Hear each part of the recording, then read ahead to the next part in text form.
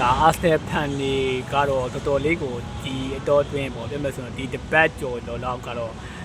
နေတိုက်ခံရမယ်ဒီထားပါကြားတဲ့ international break ကလည်းခံတော့ချက်တော့ခင်ဗျားတို့တပတ်ကျော်လောက်ကတော့ခံပြီးအောင်ပေါ့ဗျာမန်စီးတီးနဲ့ကျွန်တော်တို့အာဆနယ်တို့ရဲ့ကလာဘောင်းကပ်ဖိုင်တွေကတော့မန်စီးတီးကရိုးကြပိုင်းခြေစွမ်းကောင်းမွန်နေကျွန်တော်နိုင်သွားတယ်ကျွန်တော်ဆိုတဲ့အာဆနယ်ဖန်တွေကိုလေးတိုက်တယ်ဒါပေမဲ့အာဆနယ်ဖန်တွေကဟိုတချို့ဖန်တွေရောအရင်ဆိုးတာပြဟုတ်တယ်မလားအရင်ဆိုးကိုကျွန်တော်လည်းလေးတိုက်ပါတယ်ခင်ဗျားတို့လည်းလေးတိုက်ပါဒါပေမဲ့လေးတိုက်တဲ့ခါမှာတော့ special လေးတိုက်ဖို့ရေးကြည့်တာပေါ့ဟုတ်တယ်တချို့ဆိုရင်လည်းအမေနှမတွေကမ်းပြီးတော့လေးတိုက်ကြတာရှိတယ်ဒါပေမဲ့အဲ့လိုမျိုးတော့ကျွန်တော်လေးပြန်တိုက်ပါဟုတ်တယ်ဒါပေမဲ့ဟိုပြောမယ်ဆိုတော့ခံချင်းမခံအောင်တော့ကျွန်တော်လေးတိုက်တတ်ပါတယ်တဲ့ပြောမယ်ဆိုရင်တော့ကျွန်တော်ထက်ဆိုတာကကျွန်တော်မန်စီးတီးဖန်တွေထက်ဆိုတာကမန်ချက်စတာရဲ့ဖန်တွေကျွန်တော်ကိုကြီးကျွန်တော်ရဲ့ကိုကြီးနော်ထိမ့်မြတိမ့်မြဟိုကျွန်တော်ကိုကြီးကတော့ထိမ့်မြတိမ့်မြကိုလေးတိုက်နေတာညီလေးရဲ့ကောင်းမွန်လာပါတဲ့ရိုက်ချက်ကိုကြီးကတော့ငါညီလေးကဘယ်လိုလုပ်တာကွာဆိုပြီးတော့ခင်ဗျားတို့ကို share လေးတိုက်ခံနေပါတယ်အားကြောင့်ခင်ဗျားတို့ခံပြီးအောင်ပေါ့ဗျာဟုတ်တော့မလားပြောမယ်ဆိုရင်ခင်ဗျားတို့ကလည်းခင်ဗျားတို့ပဲသိလားနော်ဒီဖလားကတကယ်တော့သူတို့ဟိုပြောမယ်ဆိုရင်တော့ဒီဖလားကိုယူတင်တယ်ဟုတ်ဆိုဒီဖလားရပြီဆိုအရှင်ပိုးရတော့မှာဒီလိုပြောလို့ဒီဖလားကိုလက်လွတ်လို့အာဆနယ်ကနောက်ကနောက်ဖလားတွေမရဘူးလို့ကျွန်တော်ပြောတာမဟုတ်ဘူးเนาะဒီကြပါပရီးမီးလိဂ်တေးကြတယ်ဗျာပရီးမီးလိဂ်ကတော့ all ကျွန်တော်တို့က 100% ကျွန်တော်တို့ဒါတေးကြလို့ပြလို့ရတယ်ဟုတ်တယ်မလားဘာလို့ဆို6မှတ်ကြီးတပွဲရော6မှတ်ဗျာဒါပေမဲ့အပေကတ်တို့ကျန်တဲ့ဒါ UCN လို့ရှိသေးတယ်ဗျာရှိကြတော့ဒီမျိုးလေတိုက်တာကတော့ခံအောင်ပါပဲဟုတ်လို့ဆိုတော့ခင်ဗျားတို့တင်ကစကားချောက်လာအပင်မြင့်တော့လေတိုက်ခံမယ်ဆိုဟုတ်လို့အပင်မြင့်နေတဲ့အချိန်ဆိုတော့ခင်ဗျားတို့လေချမ်းနေရောထန်ပါပဲလွေဆိုကတော့အဲ့လိုပါပဲဟုတ်လို့အပေါ်ရက်ကောင်တိုက်ကြမှာပဲဒါပေမဲ့ခင်ဗျားတို့ကခဏရှိဖို့ပဲလိုအပ်တယ်ခင်ဗျားတို့ကပြန်ပြီးတော့ဟိုနိုင်ရတဲ့စကားတွေနဲ့ပြောဖို့အရေးကြီးတယ်ဂျားတွေက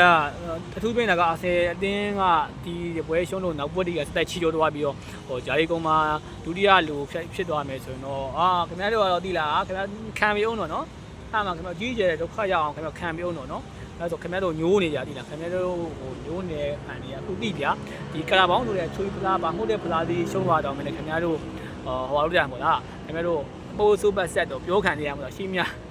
ဖန်နေဖို့စူပတ်ဆက်ပြောခင်ဗျားတို့လည်းခင်ဗျားတို့ပြောတာဆိုတော့ခင်ဗျားတို့လည်းမတနာပါအောင်ကျွန်တော်သိလားနော်မတနာဘူးခင်ဗျားတို့ခင်ဗျားတို့ကလည်းပွဲမစကန်နဲ့လေးတိုက်ပြီးတော့ဖလားမရလို့လေးတိုက်ထားဆိုခင်ဗျားတို့လည်းတော့ဒါမတနာဘူးဗျာဟုတ်တယ်မလားဘာဖြစ်တော့ဒီလိုမျိုးလေးတိုက်တယ်ဆိုတော့ဘုံလောကရဲ့အလှတရားပေါ့နော်ဘုံလောကရဲ့အလှတရားတစ်ခုလို့ကျွန်တော်ပြောရတယ်တစ်ဖက်ဒီဘက်ဘလုံးဝရှုံးရင်တိုက်ကြတယ်ကိုတင်းရှုံးရင်ကိုကခံကြစိတ်တွေဆိုးဟိုတစ်ဖက်တင်းကနိုင်တော့ရင်လေးတိုက်နော်ဒါမျိုးကတော့ကျွန်တော်မိဘစိန်မျိုးမမတွေမြကျွန်တော်ဆိုလဲကျွန်တော်ကမန်စီကျွန်တော်တို့ပြောမယ်ဆိုရင်အင်ကမားနဲ့ဖားကျွန်တော်ဖားနဲ့မလားနေမဖန်တယ်နေမကိုထိလို့မရအောင်ကျွန်တော်ကမန်စီဖန်ဒါပေမဲ့မတူဘူးသူကနေမကိုရမ်းကြိုက်ကြတာအဲ့လိုမျိုးမိဘတွေဒီမှာလဲမလုံးမတွေမှာလဲဒီလိုမျိုးမတူကြတဲ့ခါရှိတယ်တကယ်ချင်းတွေမှာလည်းမတူဘူးဒီလိုက်ကြဒီလိုက်ခါမှာစိတ်ဆိုးတဲ့ခါထိုးမယ်ဒါပေမဲ့ခဏတာပဲဟိုတိုက်တဲ့ခါမှာတော့စဉ်းစားရှိလိုက်ဖို့အရေးကြီးတယ်ပေါ့ဗျာမေဒီမတွေပါပြီးတော့ဆေးရရတော့နည်းနည်းလွန်တာပေါ့အခုကတော့အာဆနယ်ဖန်တွေတဲ့ပုံကဖလားလုံးသိမ်းပါတော့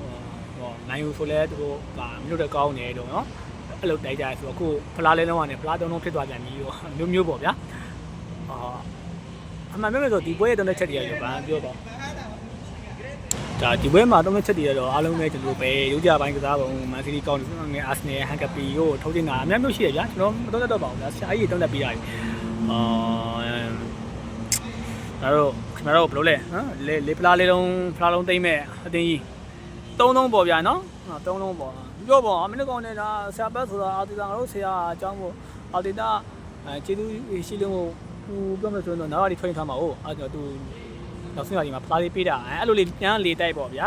အချွေကက်ဗျာအချွေတောက်ချင်မှာငါတို့လိုဒီမှာချန်ပီယံလိတ်တို့ပရီးမီးလိတ်လိုဟာတောက်ချင်တာပေါ့အဲ့လိုတိုက်ချပေါ့နော်